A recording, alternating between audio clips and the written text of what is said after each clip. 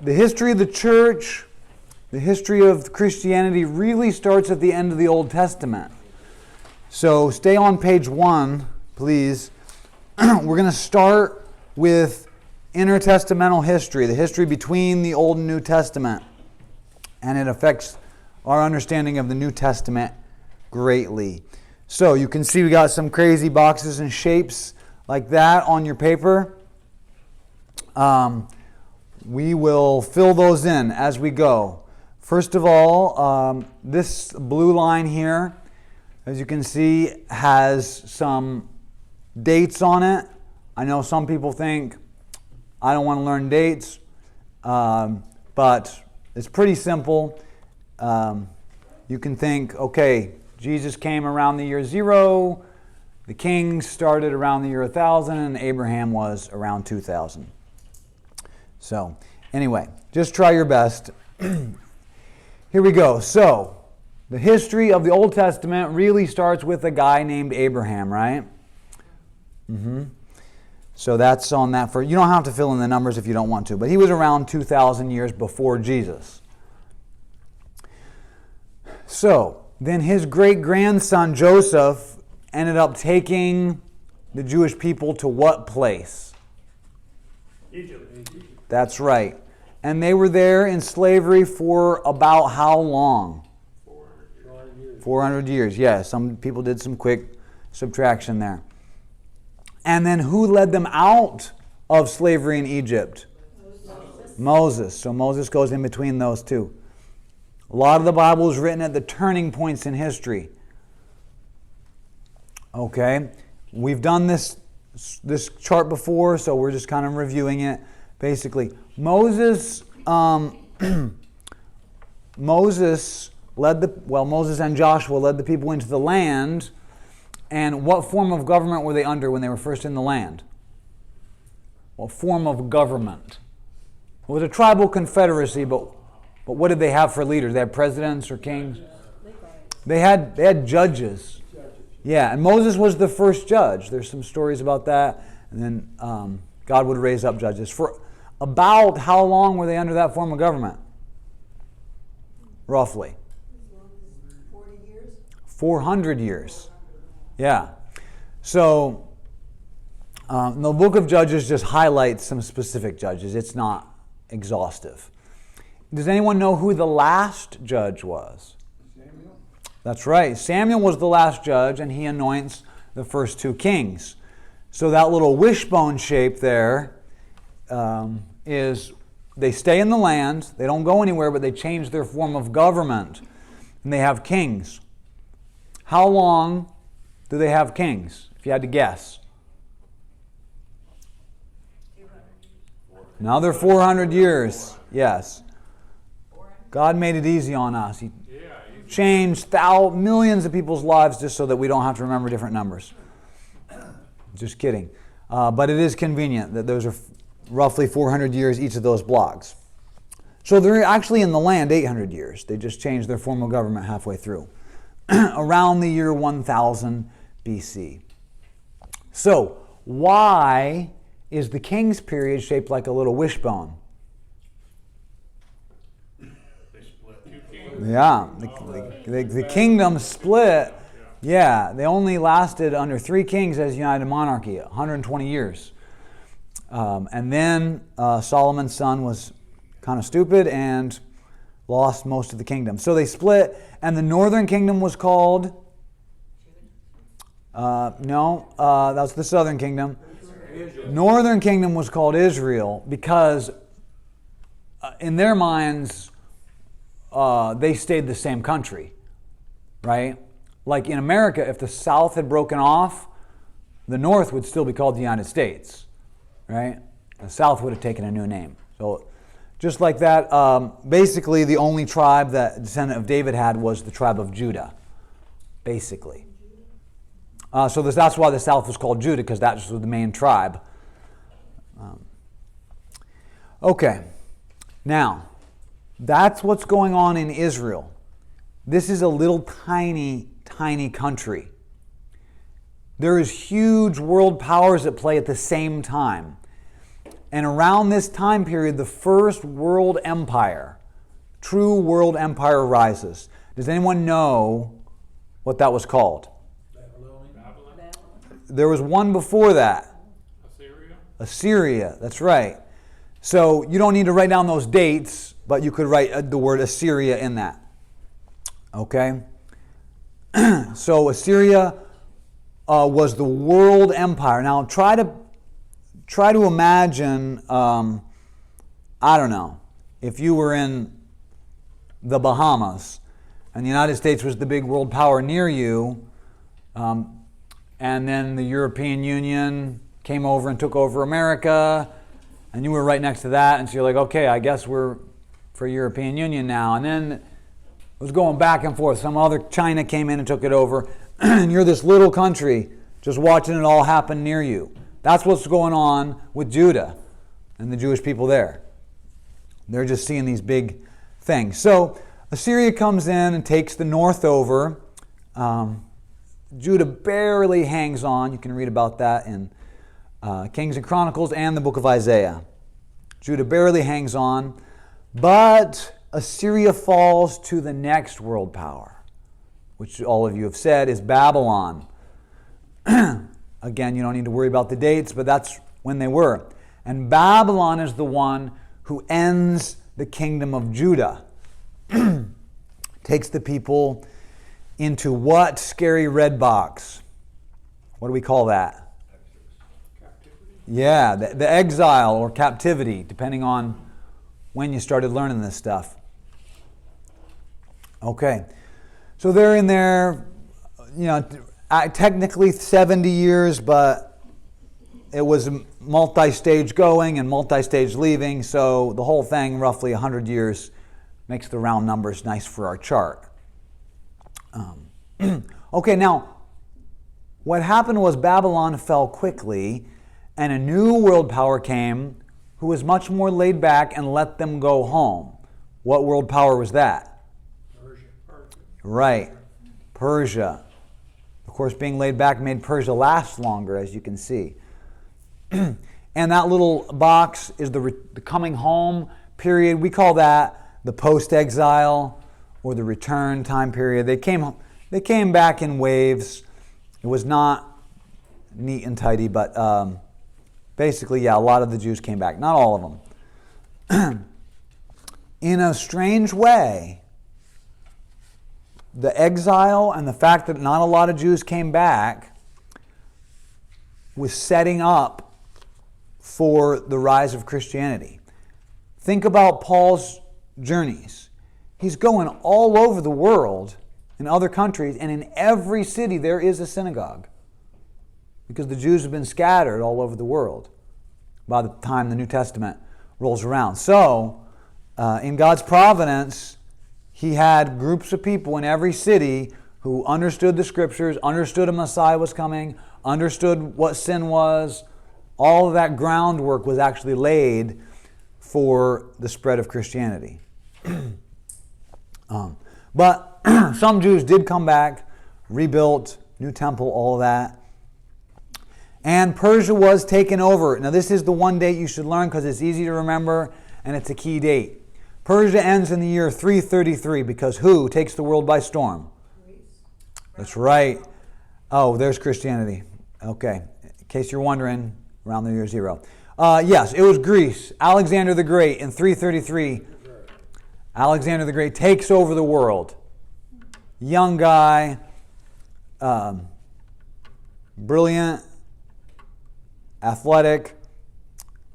I mean, he would personally lead the charge. He was the spearhead of the attack physically. Can you imagine if when we had a little battle, if the guy on the front lines, the most dangerous position, was our president? Yeah. They started crucifixion. Yeah, they started doing that? Yeah, Alexander the Great's the one that invented crucifixion. The Romans made it better. Made it Better, yeah, I don't know. Whichever way you want to put it. More efficient. Or more less efficient because it's more torturous. But either way, Yeah, so that is key, and we'll talk about why shortly. So the next world power, the biggest, strongest world power in history. Rome. Right. Roman Empire. Now the date there, obviously Rome started in the 700s BC, continually growing and growing. But the 63 there, that's when they took over Jerusalem and Judah. By this time, Judah was being called Judea. And then, that lasted for centuries. The Roman Empire lasted for centuries. Now, why? Well, here. Let's zoom in now, okay, on this area, all right? Now, you might have noticed, before we zoom in, you might have noticed that there's a little gap in the world powers. That's not because there was a gap in who was, big superpower in the world. That's because there was a little gap in the people of God being politically controlled by a world power. From the day of the exile, when Babylon took over, even though they got to come back, they were constantly owned and controlled and ruled by a world power, except for this little break. Does anyone know who or what we call that little window of independence that the Jews had? That'd be the Maccabees, right? That would be the Maccabees, yes. Okay? Who the Maccabees, we'll talk about who they were later. Okay, now, before we zoom in though, as you can see when we zoom in, see that red circle? That's what we're going to zoom into on the next page. But before we do, we skipped, the zoom in is not going to catch this empire here. Assyria, we're not going to talk about them. So let me just briefly show you a map and how much they controlled. I know this is a lot. Just take in as much as you can and don't get stressed out about following all the details. This is supposed to give you an overview. Okay, so here's a map. Does anyone recognize anything on that map? Italy. Italy's easy to recognize. You can see even England up there, where we got our language from. Africa. You can see all kinds of things. Okay, now, here is Israel, that little green circle. Now, that's being generous. I made it that size because it's really hard to make a really tiny circle in PowerPoint. And actually, Judah was only half of that. So it's very small compared to world power. And here's Assyria, the first world empire. Here's the territory they controlled. Okay? So all of Egypt, all of Mesopotamia.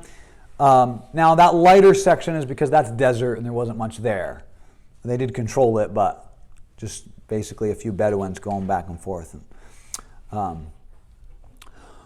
Okay, so that's Assyria's world power. Now, we're going to zoom in, but before we do, let me just say this. That little gap there, see that little? Israel ends sooner because Assyria takes them over. So that's why that wishbone is shaped like that.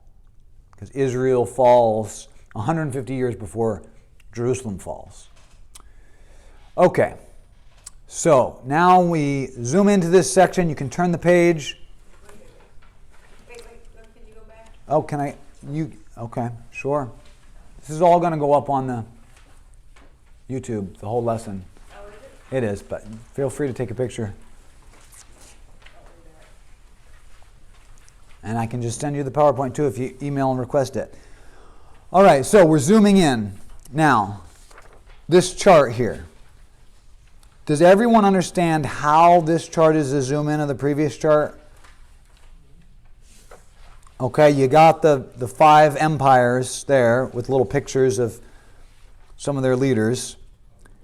And you got the exile ending. Okay? So we're going to talk now about each of these empires.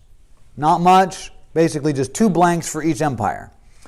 The method, their MO for Assyria was brutal. That's the way they gained world domination. Sheer brutality. And they captured Israel, which that little N stands for, that's the northern kingdom. they did all kinds of psychological warfare, right? Where you see the last town that resisted, you see all of their citizens impaled on spikes, and then they come to your town and you say, let's not resist. Because it looks like we're going to lose, and I'd rather just pay taxes than get stuck on a spike. So it worked well for them. Okay, although people, every time they showed any weakness, people were constantly rebelling because they were horrible, but that's the way it was for them. Then Babylon. Okay, the next one is Babylon. You can see down at the bottom there, the exile, Jerusalem and the southern kingdom is in exile under Babylon. So we've got, again, you don't need to know the dates, but Babylonian Empire, both from Mesopotamia, both had the same methods, again, brutal. The only difference was basically who was king. Basically, they took over, and there was no difference for the little countries all around them that were being controlled. And Babylon, captured Judah.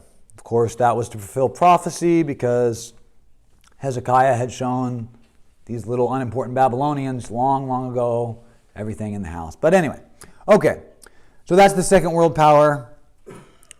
Not much you need to know about them. Then Persia comes on the scene. Now, these are actual sculptures of these Persian kings that we found. And Persia lets them go back. So the box below, they return, they rebuild, the temple's rebuilt. The people are very excited to be back in their land. Now, their methods were permissive. The Persian Empire, they were much more laid back. Now, they're not doing it, I mean, God's in control and He's using all this, but they're really doing it for their own benefit. Hey, if we're permissive, people will like us, there'll be less rebellions, and we can stay in power longer. And it worked. Okay, but so they're permissive, they allow the return. Now, we focus on the Jewish people, but they allowed returns from all the people. Every little nation they've taken over, they always are moving people groups because it's harder to rebel when you're all discombobulated. It also has to do with the fact that in their minds, in the people's minds, our God is connected with our land. And if we're out of our land, then, well, we're under the power of their gods, and so, we can't really fight, obviously, without the help of a God. That's how the ancient people thought. Jewish people thought that way too. So when they got taken out of the land, they were like, oh no. Like, can Yahweh even hear my prayers over here? That was the mentality. Obviously he could, but depended. Anyway. Okay, so Persia then falls. This was a big deal when Alexander the Great comes through. And his methods were mixed. As Bill said, sometimes he could be very cruel. But more importantly, the Greeks, pretty quickly Alexander died and the empire split and there was all kinds of different kings. And it lasted a long time. So there would be different methods. We'll talk about them later. But the most important thing, even though his methods were mixed, was that Alexander the Great spread Greek culture. This has huge impact on the New Testament. The fact that they're even able to go to another city and talk to them is all because of Alexander the Great.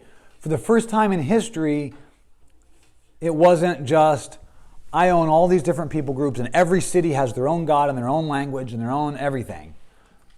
And we just have to control them.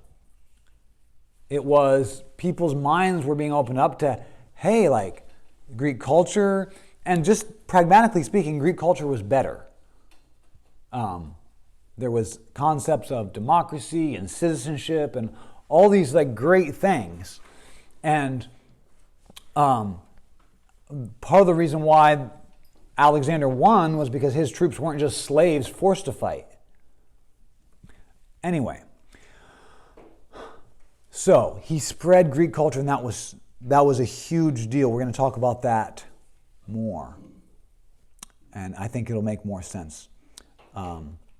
Okay, then we have this little window of Maccabees. That's a drawing of a coin that we found that shows Judas Maccabee. When I say we, I mean like, modern historians. I don't mean like we personally. But that ends quickly when the Roman Empire came in. Okay, so one last thing, blanks at the top. The Roman Empire, their methods were also mixed, but they effectively ended, and you can just see God setting this up, they effectively ended warfare. Think about, what does it say in 2 Samuel? In the spring, when the kings go out to war, that was just normal. David stayed home and had an affair with Bathsheba then. But that was just normal. Spring, let's go fight. That's what ancient people did. Maybe our gods are stronger than their gods. We can take over their city. And so there was just constant warfare. It was the ancient sport. If you were an athletic man, you wanted to go kill some people. It was a very different time. There were no cowards in the ancient world, or very few. Well, actually, the most cowardly man in the ancient world would be brave compared to us. So, What do you have after highway? okay, so he ended warfare. Now think about how important that is for Paul. If all these cities were at war, he couldn't have gone around and spread Christianity. Piracy. The Roman Empire rid the seas. There was probably a few naval attacks, but effectively rid the world of piracy. Think about Paul's journeys. Not just Paul's, other. That's so important. But the Romans ended by They ended piracy. They ended warfare. If you control the whole world, there's only one nation. So you can't really go to war anymore. And they were so strong, nobody could go up against them. Right. Yeah. They were so strong. Yes. Yes, it was unlike anything ever seen before. Okay. And they effectively ended highway robbery. They built roads. Sea travel was safe. Road travel was safe. Trade flourished. Culture was spread. Everybody had a common language because of the Greeks. People were going from city to city, learning, spreading. That's perfect. There's lots of other factors, but those factors are perfect for the time for Christianity to start. Of course, God is orchestrating all of this. And he probably had many more reasons than the ones that I'm saying. Okay, so briefly, Babylon Empire looks exactly the same as Assyria's, except they don't control Egypt. And that little green dot again is the Jewish people. Now let's look at Persia's empire. Wow, it's a lot bigger. You notice that they go into the northern part of Greece, but they don't quite take over Greece. Does anyone remember why they can't quite get into Greece, even though they have way more troops? Topography and the 300 guys. 300 guys held off an army of we don't know how many. Gideon? What? Gideon? No, these were Greek guys. They made a movie about it, which is not something you should watch. But anyway, okay, so that's the Persian Empire. It's very big. Then Alexander the Great. Basically the same, except he does control Greece. Now, this is key here. Remember I said you should remember this date. 333 is when he takes over the world. This empire is more than an empire. Okay? He spreads Greek. What does he spread? What do you know that he spread? When he goes around, he doesn't just bring an army, he brings historians and writers and artists, and he's spreading their culture. Language, he spread. Yeah, he spread the language and the culture. And government. Yes, yeah, that's true. That was a mixed bag for how much people adopted their form of politics. But yeah, he definitely spread those concepts around. So, the language though, the New Testament is written in Greek because that's the language where the most people will be able to read it. It was the trade language of the world. Here's some other things he spread. Architecture, the way they designed their cities. Ancient cities, I mean, if you've been to the old city in Jerusalem, it gives you a feel for it. Ancient cities were little narrow, but Greek cities were laid out neatly with a square in the center where people could come together for commerce and exchange of ideas. He spread their politics, the way that they ran their finances, religion, athletics. This was a big deal. Because the Olympics, that's right. Because if there's no warfare, you need that outlet of sports. Hey, gladiators too. Well, yeah, I mean, that doesn't really get... Well, we'll get into that. Yeah. Sometimes it was deadly. But just a lot of sports, non-lethal sports, were spread. And that becomes especially important for the city of Jerusalem, that athletics are so popular.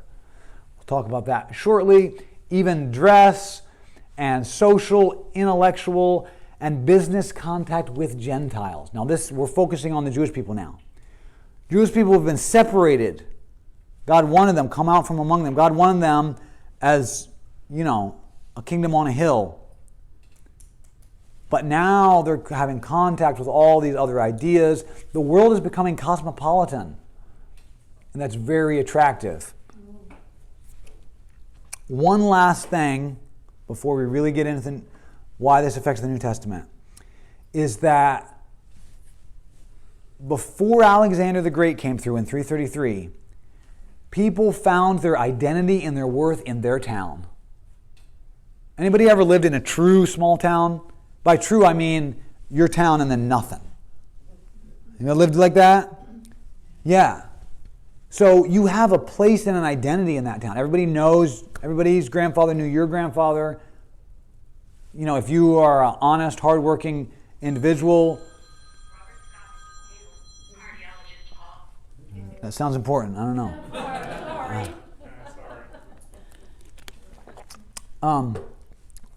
People found their identity in that. But once the world becomes cosmopolitan, and suddenly your mind is like, my little town isn't the whole world. Like there's all these other things I'm learning, I'm hearing about these other places, other ways of doing things. That means I'm basically a nobody. I'm just one more person in a world of millions. And suddenly, people, their way of life and their religion and the way they found their identity and self-worth, suddenly it wasn't enough. And people were looking for something. That also was setting up for the spread of Christianity. So the contact with Gentiles was big, and it gets more interesting. Okay, so here's a little quote I have. Bev, could you read that aloud to the class? As some Jews became Hellenized. Okay. What is... No, we're still on this page. Hellenized. Does anyone know what that means? Greek. Right, yeah. All these things. They're speaking the language, they're doing the dress, all of that. Culturally becoming Greek. Other Jews formed a reaction group, a Puritan sect, that Hasidim. Yeah. The Hasidim, the im is the plural. So you could say the Hasids if you wanted. The Hasidim. Now, think about this. The Jewish people have the one true God and the one true law from God. And now their people are trying to dress like Greeks, trying to speak a language that the Bible's not in. It was it was, they in their minds was terrible. And the Greeks had many gods. And the Greeks had many gods. So and there was all different range of like how Hellenized people became. Maybe they just dressed a little different. But you can see like this is the first time in history the way that the greatest generation felt about the hippies. Like, oh no, young people are changing the world. Right? This is the start of that. Okay? So the Hasidim, they became the spiritual ancestors of the Pharisees, right? Back to the Bible people. You're all trying to change things, but we're sticking to the scriptures. And the Essenes, they were very extreme. They'd go out and live in the desert and not have contact with anybody. So we could think of them as like the Amish. An extreme. I mean, if you're Baptist, you could be a very conservative, try to isolate yourself, but the Amish take it a little too far, right? That's what was going on with the Pharisees and the Essenes. Okay, now here's where it starts to affect the Bible. Just one example. Sue, could you read this verse from Acts? This again, we're still on page 2, from Acts 6:1. In those days, when the number of disciples was increasing, the Hellenistic Jews among them complained against the Hebraic Jews because their widows were being neglected, and there was an issue between the Hellenistic Jews and the Hebraic Jews. This is where that comes from. There had been a rise in Jews becoming Hellenized. There was Jews living in Alexandria in Egypt who didn't speak Hebrew. So how are they going to read the Bible? Well, we have a translation into Greek. And actually we found copies of that. So that's really good for understanding the Bible. Not for us, but just for, Christian scholars. Okay. Now, there's just one little example, but there's more. There's huge examples. I think, hopefully by the end of class, you'll start to see them. This is very interesting. Well, thank you. Good. One thing I have, there's Grecians and there's Greeks. The same thing, isn't it? No, I don't think so. Maybe. Well, you might be thinking of the... Grecians are the Hellenistic Jews. Well, yeah. Greeks are actual Greeks. Right. So, yeah. So some translations in English, I think specifically the King James, would say the Grecian Jews. But other translations will say Hellenistic Jews. In some places they may be interchangeable, I guess. Well, in English they're interchangeable. Yeah. So, it's complicated when you've got people speaking Hebrew when we're reading it in the New Testament in Greek and we're translating it into English. There's a lot of, it's complicated. People devote their lives to just studying that stuff. Okay, so, but as I mentioned, Alexander's empire split. It split into 4 groups, but the only ones we need to worry about are these 2. You don't need to remember these names, the Ptolemies and the Seleucids. What you need to know is that the Jewish people were caught between 2 warring powers again. And they were the middlemen. They were changing hands. Okay? So, now we come to the Maccabees. All right? We get to this break here. Now, question number 1 is, what is the book of Maccabees? Has anyone ever heard of the book of Maccabees? Yes. Now, raise your hand if you've heard of it. The book of 1st and 2nd Maccabees. Okay, you've heard of it. Okay. Raise your hand if you are close friends, or were, or are close friends with Catholics. Oh, no, not now. Not now. Oh, no. You'd never be friends. What? We were. You were Catholic. Did you ever read your Bible when you were a Catholic? No way. Oh, okay. You never read it. Well, you might be surprised that there are different books.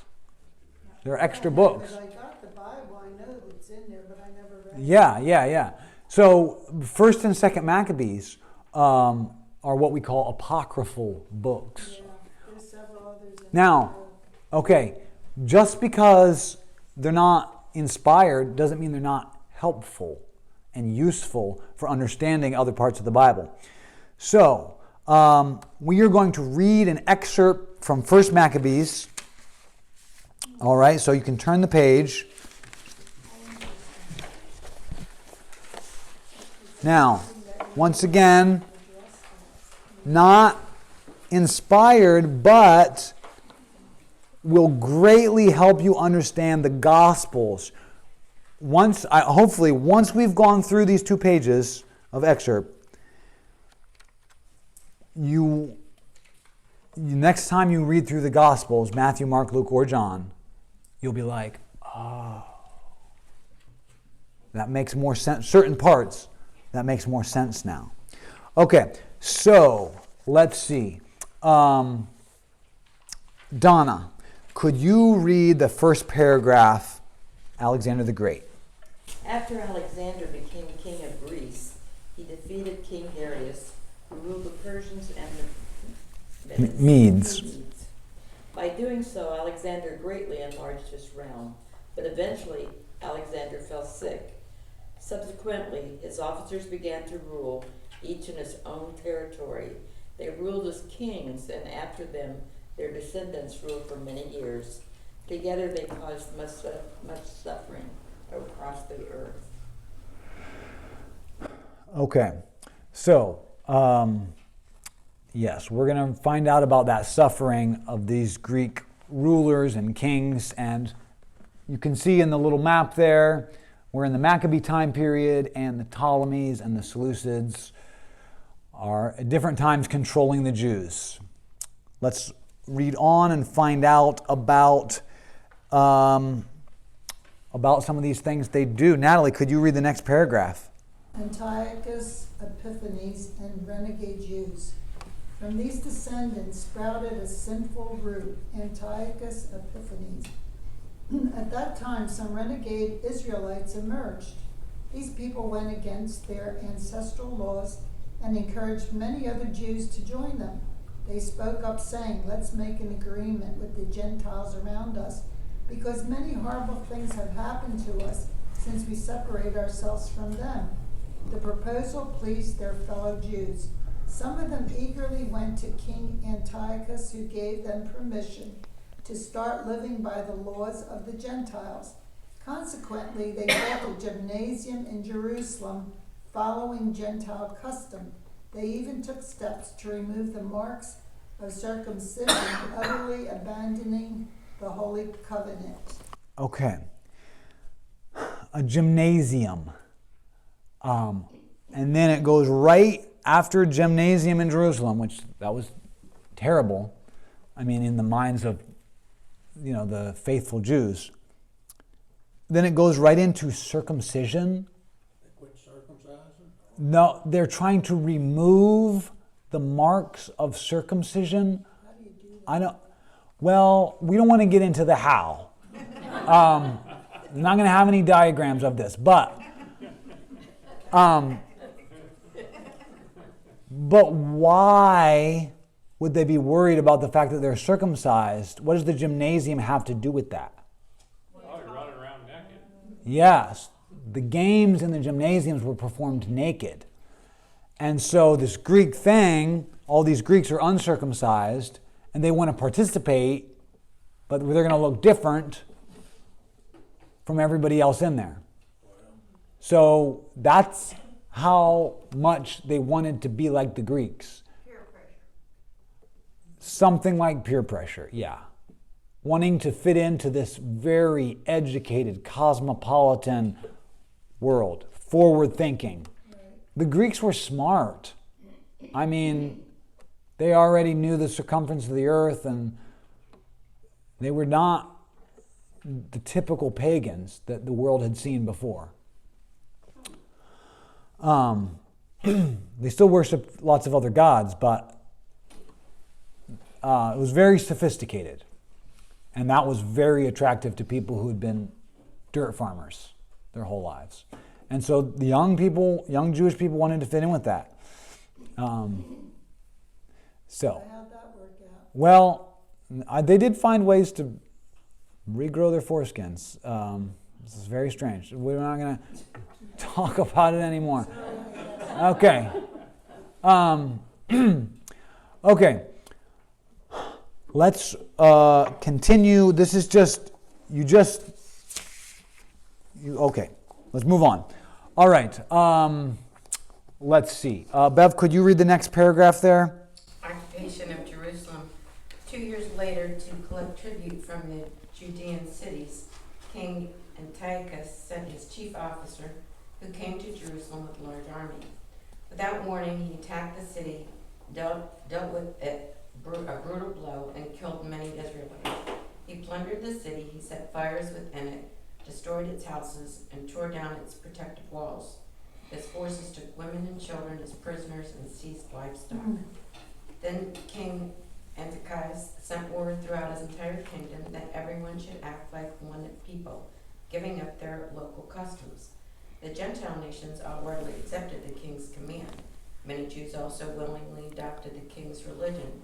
They sacrificed to idols and violated the Sabbath. When the authorities found the law scrolls, they tore them to pieces and burned them. If anyone was caught in possession of a copy of the covenant scroll, or if anyone kept to the law, that person was condemned to death by royal decree. They killed women who had circumcised their sons. They hanged the infant boys from their mothers' necks. Okay, so before you turn the page, let me just say this. The middle paragraph ends with, they sacrificed to idols and violated the Sabbath. The Sabbath and circumcision are important. Why? Commanded by God, yes. It's the covenant, and it is one of the main ways that people see they're different.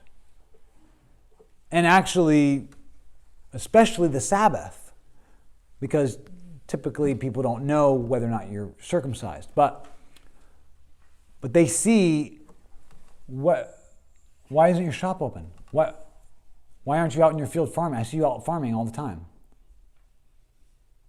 Well, it's the Sabbath, and God, from the creation of the world, blessed the Sabbath and hallowed it. Right? It's an outward example of how they are the set-apart, special people of God. And now we're violating it. We're supposed to be a kingdom of priests to the rest of the world. This is that's what the Old Testament was supposed to be. Our people are violating it. It's a huge deal. Now, this is an example of the first recorded religious persecution in history. The ancient world was like, yeah, of course you have your gods, but our gods are stronger, so we're going to kill you or enslave you, right? But there was no religious persecution like, you can't worship your God. Now, yeah, there's, the book of Daniel, there's individual things going on there. But as far as large scale, a whole people group will be persecuted if they follow their own religion. Okay, so that means that this is ripe for rebellion. And now the Maccabees enter the scene. Page 4.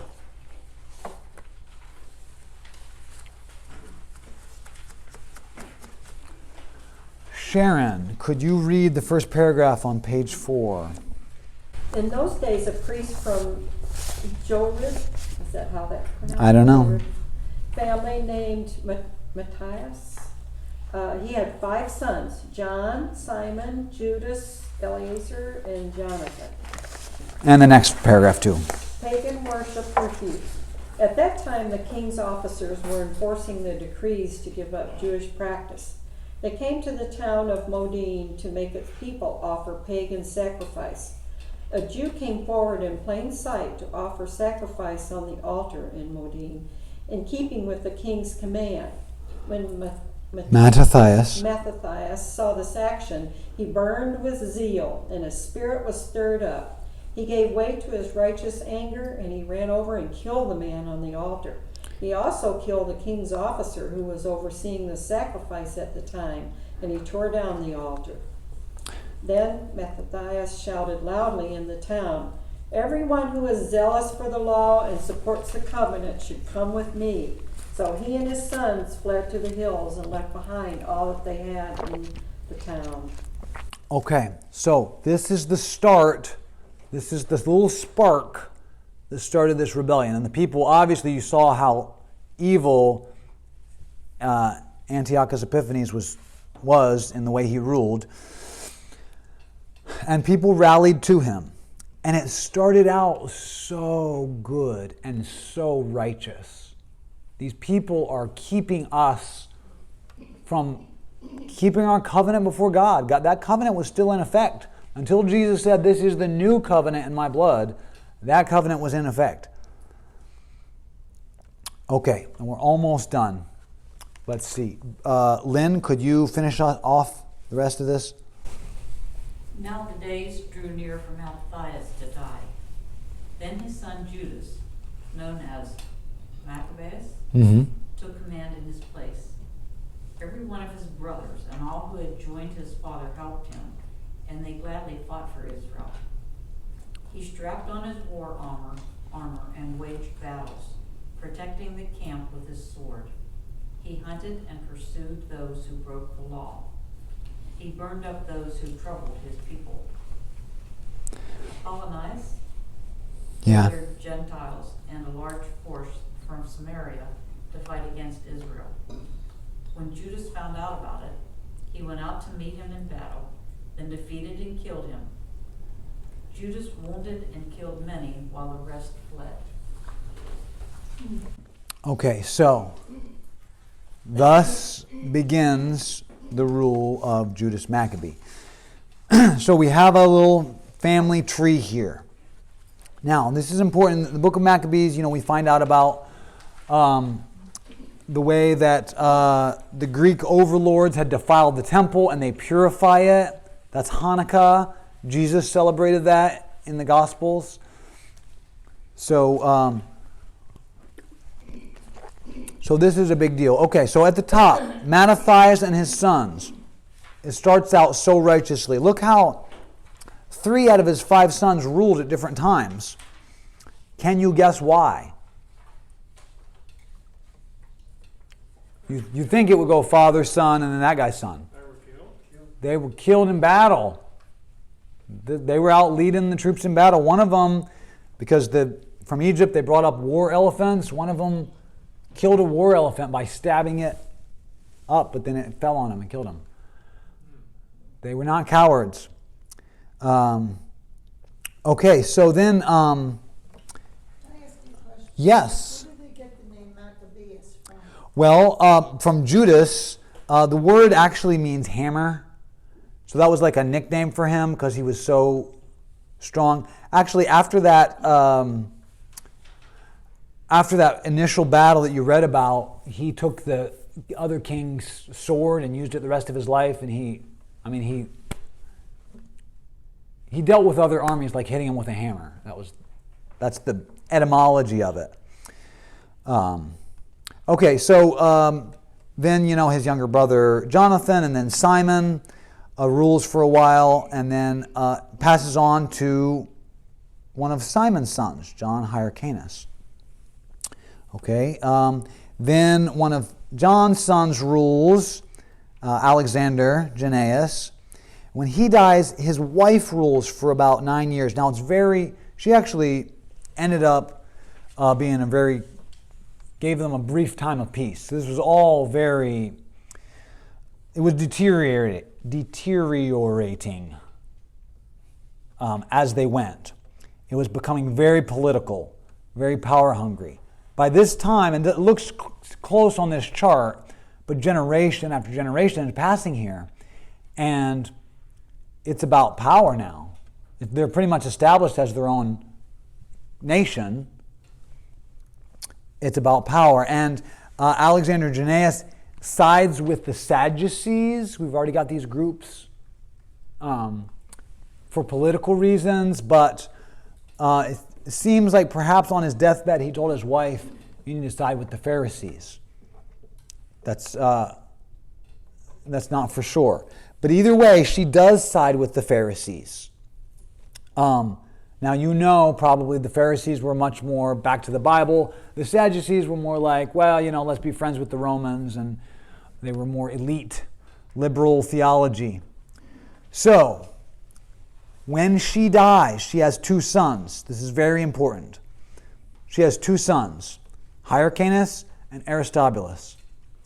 She passes on the kingdom to Hyrcanus. He is more kind, less ambitious, more level-headed than his brother. She knows he's going to make a better king. Okay? He also continues his mother's plan of siding with the Pharisees, which is good, because the Pharisees were the righteous people. Now, they obviously, we all know that, you know, they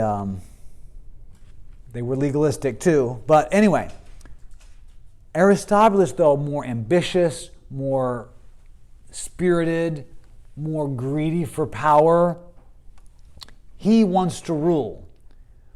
So, who do you think he enlists for his supporters? The people who used to be connected with power, which was the Sadducees. He enlists them, hey, you know, my dad, when he was ruling, you guys were on top of those other, you know. So he gets them stirred up, and there's a big civil war between these 2 brothers. Okay? And eventually, Aristobulus, more people are starting to follow Aristobulus because he's obviously going to win. I mean, he's just so, what's that word? Aggressive. Yeah. So eventually he gets his brother trapped in some tower with a few supporters, and he's like, hey, come on out, I'll let you retire as a private citizen, you'll be fine, and I just want to be king. So Hyrcanus, who doesn't really even want to rule, is like, okay, that'd be great. He comes out, he retires, he has a nice little life with his family, and Aristobulus gets what he wants, to be king. That would have been fine, and then Aristobulus' kids would have been king after him. But there was a guy named Antipoder. His son later will be named Herod. Okay? Antipoder was very, very smart. And he was governor of a little part of Judea where the Edomites lived, descendants of Esau. He was a descendant of Esau, and he was governing them under the rule of, you know, the Maccabees. He was also very well connected with the Roman people, who were big power. They weren't controlling Israel yet, but they controlled pretty much everything else in the world. And he thought, how can I play this brother versus brother situation to my advantage? This guy was a genius, as was his son. So he goes and talks to Hyrcanus, who's now just retired to his little villa. He's probably wealthy because his brother's the king. And he starts to work his charm and says, you know, your mom picked you to rule the country. And I'm governor of a lot of people, and I'm friends with some of these other little nations around us. I could totally raise an army for you. We just need you as the figurehead because the Jewish people won't accept me. We just need you. You can hear how that would work. He could stroke his ego. So, unfortunately, for the Jewish people, Hyrcanus gives in to this persuasion and launches another attack and wins. And so now there's this civil war again. And both brothers need support, and both brothers say to the Romans, come support me against my brother. And the Romans say, absolutely, we'll bring an army down there and help you stay in power. And what do you think happened? They brought the army down, and they wiped them both out, and they took control. And that was the last time Jewish people had independence for thousands of years until 1948. Which maybe some of you remember, I don't know. I don't remember it. Maybe some of you do. So, okay, so it worked out great for Antipoder because when the Romans came in, he was well connected. He got to stay in power. He got promoted. His son, Herod the Great, took over the kingdom. What's Herod's father's name? How do you spell it? Antipoder, Antipater, Antipoder. Now, of course, the Maccabee family was still very prestigious and honored among the Jews, but they didn't have any legitimate power anymore. But when Herod the Great comes on the scene, you can see he's down there, he wants to marry into that family to give his rule some legitimacy because he's a descendant of Esau. But if he can marry one of the Maccabean women, that really consolidates his rule. So he does marry Mariamne, as you can see, and he actually disposes of his other wife. I don't know if he divorces her or kills her or what, but he marries Mariamne, and he actually truly is in love with her. And she says, "Please make my brother Aristobulus III, make him high priest." And he says, "Okay, honey, I'll make him." When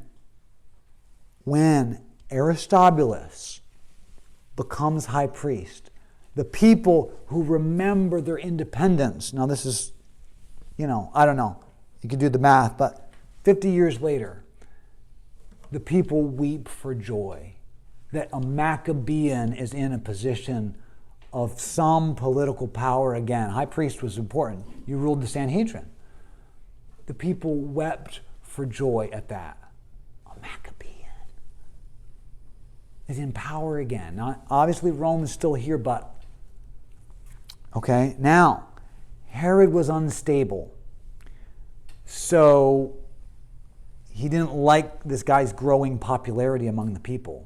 People had hope again because of Aristobulus. So Herod arranged a little accident. It was a pool party, and some young guys were dunking the young high priest, and they held him under and drowned him. And they said, "Oh no, we were just playing a game." It was all arranged by Herod. Now imagine the people who were so excited, and now he's dead. Now actually Herod later, because people in his family are like, "I think your wife's plotting against you," and there's all kinds of intrigue, and he was going crazy. He kills his beloved wife. He has her put to death because his family convinced him that she was trying to kill him to take the throne, and that devastated him.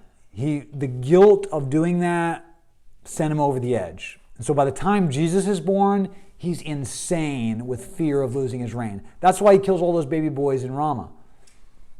Okay, so think about what it was like for the people who had that and how much they were longing for that again. Now Jesus comes on the scene and people were like, "Oh, the Messiah." It all fits together. All the political stuff, we had the Maccabees, but they weren't doing things right. They were just in it for the power, but we had that. We had a taste of that. But now the scriptures are saying the Messiah is coming, and it all comes together. He's here. And Jesus is like, no. That's not what you think. That's why it was so nearly impossible for the disciples. It wasn't, but nearly impossible for the disciples to get it through their heads that this was not a political thing when Jesus came. You would think, if you were following Jesus, this is what I would have thought. All my life I thought this. As soon as he said, "By the way, guys, I'm actually not here to set up that kind of kingdom. I'm here to forgive you your sins." I'd be like, "Oh, okay, I thought it was a political thing, but great. That's even better because I need it." And that would be the end of it. That's what you would think. But once you know the history of what was going on, they were just like, "But you're the guy." Just think of the way, when they're reading the Old Testament about a Messiah coming, they're reading it without even realizing it. They're reading it with the Maccabees in mind. Just like the Maccabees. Oh, those days. There's a Messiah going to come again. It's going to be like a new Maccabee. We're going to throw off these Romans. And so in their minds, that's what the scriptures are promising. A Messiah coming like the Maccabees. And so when they see Jesus, he is the Messiah. Yes. Finally. And it was so hard for them to get it into their minds that it was different. Was Judas who betrayed Jesus, was he a descendant or was he named for Judas Maccabee? No. That's a great question. Judah, way, way back, Abraham's great-grandson. He had the 12, so Abraham, Isaac, Jacob, this is 2,000 years previous, before Jesus, 4,000 years ago for us. Jacob has 12 sons. The fourth one is named Judah. That name was very popular because the king, eventually David, came from that line. Jesus then came from that line. That was a very popular name. Judah. And over the centuries and over the millennia, it got changed a little bit to Judas. That's why there's Jude in the New Testament, brother of Jesus. It was a super popular name. So there's lots of them.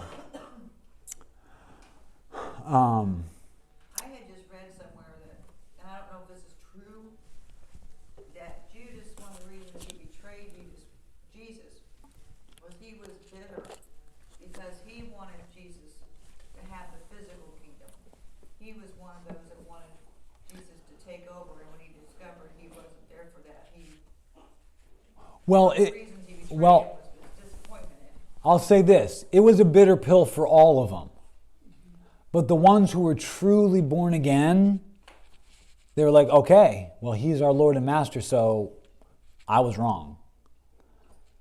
But for someone like Judas, who has been a scoundrel from the start, stealing from the communal purse that they all shared, if he was embittered, then you can see why he wouldn't be like, well, I guess I was wrong, I'll just deal with it.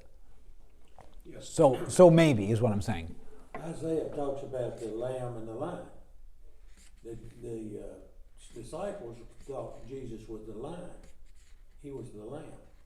The lion comes later. Yeah. Yes. That's very good. Do you guys hear that? The lion and the lamb. The disciples thought he was the lion, but Jesus was the lamb. There's some, yeah. That's a nice way to think of it. The lion does come later. Read the book of Revelation when he comes back. He's still the lamb, but he's also the lion. Okay, so that's it for this week. Now, next week, I will be gone, so we're going to continue this later. But next week, we're going to jump ahead in church history to a very particular era of the Puritans and the Pilgrims, that era.